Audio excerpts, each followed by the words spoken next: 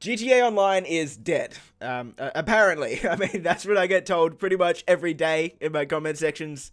And I wanted to talk about it, man, because I know there's a lot of people that are still thinking about maybe getting GTA Online, or a lot of old players that are sort of weighing up whether they should come back or not. And I can help you out really quickly. If you think the game is dead, it's most definitely not dead. The game's definitely not perfect, okay? There's a lot of problems with it, but I'm not really sure where this whole, I guess, concept of the game being dead comes from. Maybe it's from the strange increase in videos titled The Problem with GTA Online lately. I don't really know why those videos are popping up so much lately, but we'll definitely go over briefly some of the problems with the game. We'll go over the content in the game, how many players are still playing, what the future content release plans are actually looking like, and whether I can see the game dying off anytime soon. And hopefully all of that together can help you make a pretty smart decision on whether you should buy GTA Online or whether you should come back. So if you enjoy the video, a thumbs up is greatly appreciated, and consider subscribing for more stuff like this. We normally do GTA 5 guides and discussion videos, and occasionally we'll talk about GTA 6, but only when there's actual info. I know there's a lot of clickbait out there. We don't really do that here.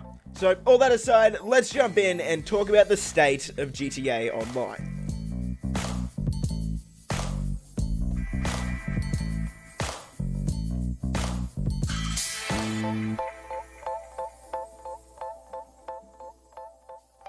GTA Online is a completely unique sort of game. There's no real other modern day open world online game, so there's nothing we can really compare it to. It's in a league of its own, and for that reason alone, it's one of my favorite games I've ever played. But when you jump into GTA Online, it's not really what you'd expect.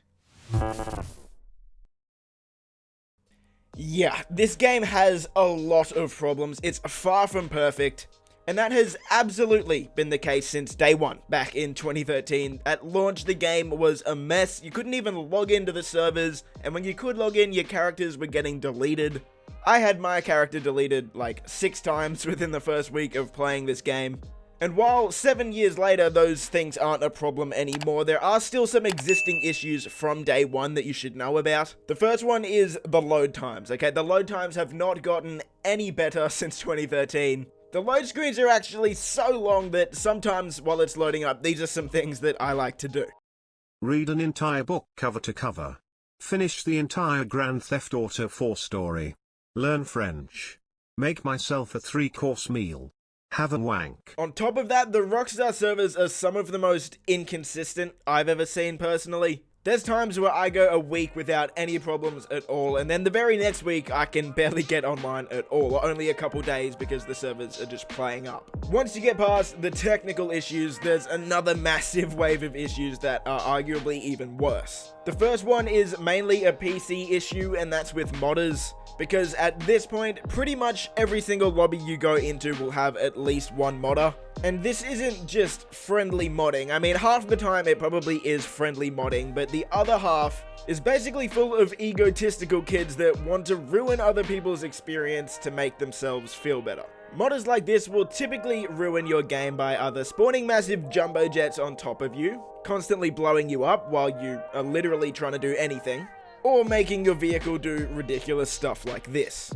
It's not fun. On the rare occasion though, you will run into some fun modders, and personally I have had some fun experiences with modders in the past, but unfortunately those experiences are few and far in between, and for the most part, modders just ruin the experience for other players. The next big problem is toxicity, and of course we know this is pretty much common amongst every single game there is. However, in GTA Online it is quite a lot worse. With the introduction of futuristic flying vehicles like the Oppressor Mark II, the Deluxo, and even some advanced helicopters that are in the game, griefing has become a massive problem in the game. And look, I'm all for PvP, killing each other when you just see each other on the street. Whatever, it is GTA after all, right? But where the problem comes in is when there's just someone that's perhaps new to the game, or even someone that's just completely minding their own business, trying to make money by themselves. That person can't do that because someone on one of these futuristic vehicles takes it upon themselves to go out of their way and ruin the experience for that player.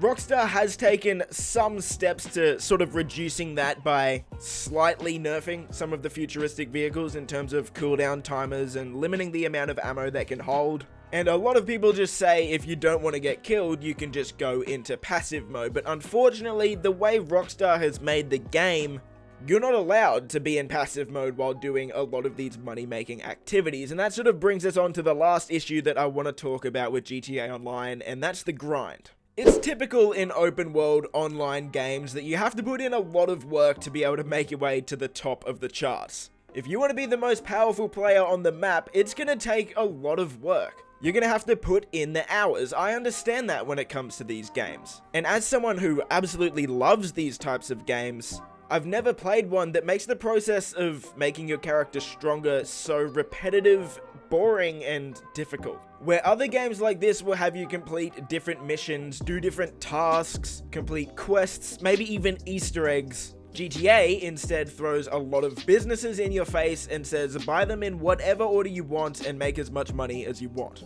Now on the surface that seems like a really good idea, right? Like you can approach it how you want, you can build your empire however you want. But once you actually take a look at it, that's not really a good thing.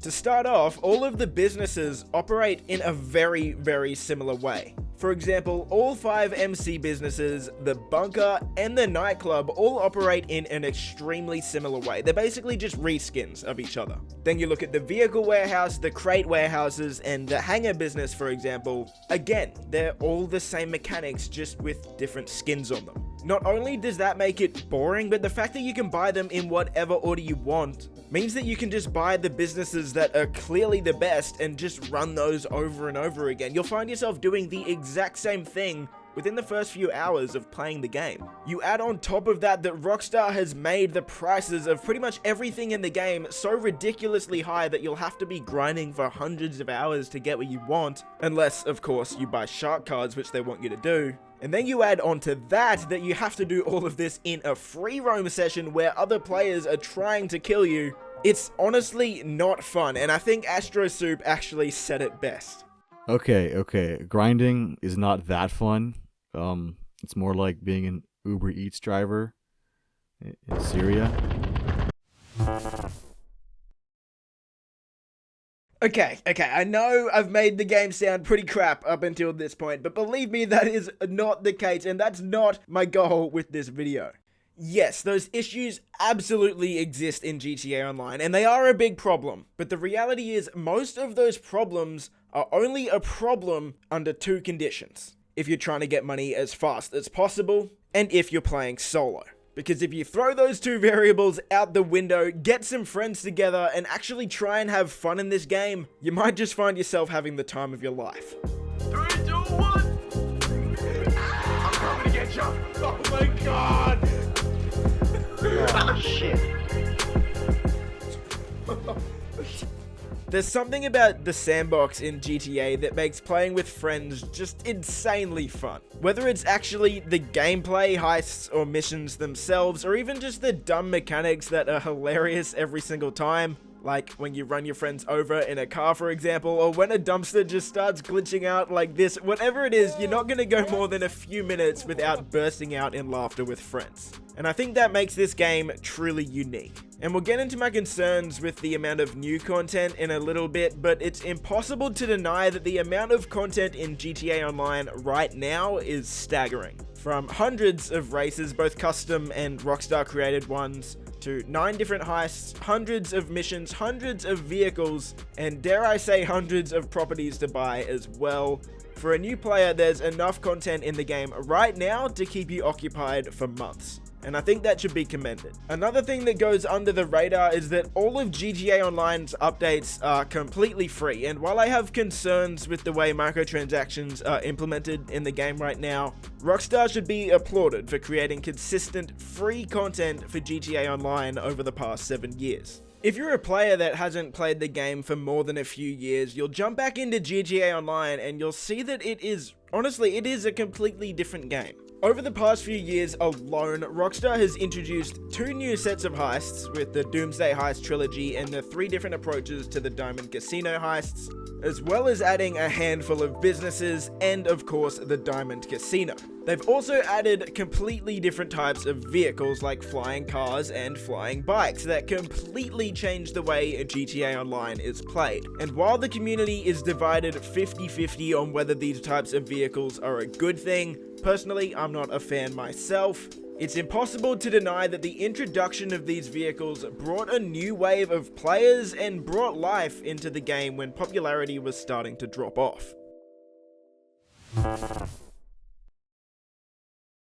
When Grand Theft Auto 5 released back in 2013, it quickly became the highest earning single entertainment release ever. That includes movies, games, and music. It beat them all. The game earned $800 million in the first day and over $1 billion over the first 3 days. Now in 2020, the game has sold over 115 million copies, and that number doesn't seem to be slowing down. If we look at the player count on Steam alone, you can see that as time goes on, GTA Online only seems to be getting more and more popular, which is something we've never seen before for a game that isn't free to play. Along with that chart, GTA Online has been in the top 10 highest selling games every single month since the game was released in 2013, which again is something we've just never seen. So how is that possible? How is Rockstar Games able to keep pulling new players in year after year? I've nailed it down to 2 main reasons. The first and most obvious is that it's a great game. The world feels alive, the gameplay is really solid, content is added somewhat regularly. We all know that, so we don't need to spend too much time on it. But the second, less obvious reason that I would argue is much more important is that GTA Online has no competition. Here's what I mean. Think about your favorite game other than GTA, if it is GTA. It most likely has direct competitors. Call of Duty has Battlefield to compete with, Fortnite has PUBG, Apex Legends, and now Warzone. These are direct competitors that offer a very similar experience to that game. What that means is if Battlefield is objectively better than Call of Duty one year, Battlefield is gonna outperform Call of Duty. We saw this when Battlefield 1 and Infinite Warfare went head to head back in 2016. There's no competitor like this to GTA. When you think of a modern day open world game that's similar to GTA, you might think of something like Watch Dogs, maybe Sleeping Dogs, or maybe even something like Just Cause, but none of these experiences are online. And for that reason alone, because GTA is currently a one-of-a-kind game, it continues to sell consistently year over year.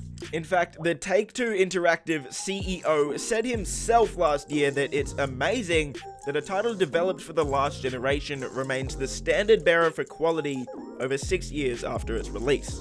So GTA's continued success and popularity is partly because the game is great, of course, but it's also partly because there's no other game that's stepped up to the plate to compete with it. So what does that mean for you if you're thinking about buying GTA Online? Well, it means that there's gonna be a healthy player base in the game for years to come, because we currently don't know of any competitors to it. And while the player base looks like it's gonna be healthy for a while to come, what can we expect content-wise in the future?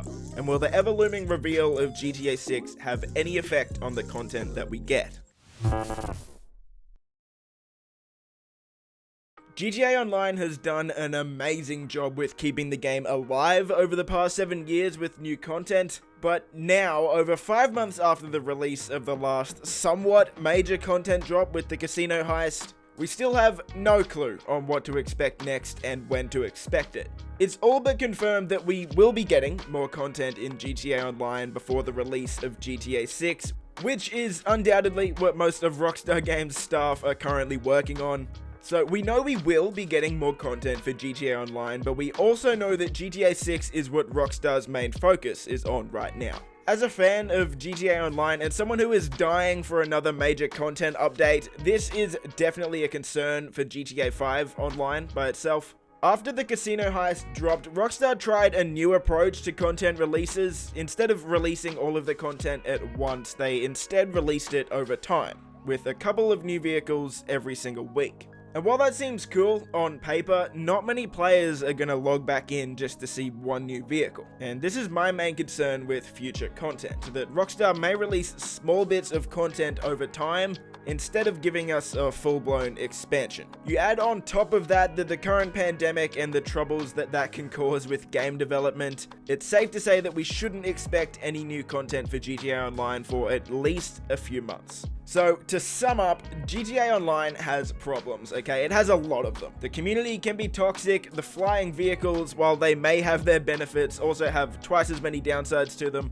Modders are running rampant right now, the game can be a grind, and prices of things are too high, which makes people want to buy shark cards. But in between all of that madness is a great game at its core. GTA Online is most definitely not dead. It's a one-of-a-kind game that keeps pulling new players in year after year, and it's not slowing down anytime soon. Do I think you should buy GTA Online, or should you come back if you already bought it? Yeah, I do. I know, breaking news, a GTA YouTuber says you should buy GTA, right?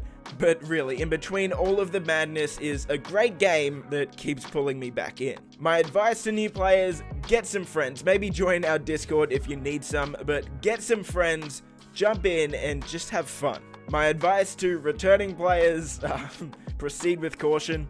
And to sum up absolutely everything in one sentence, GTA Online is the most troubled mess of a masterpiece that I've ever played.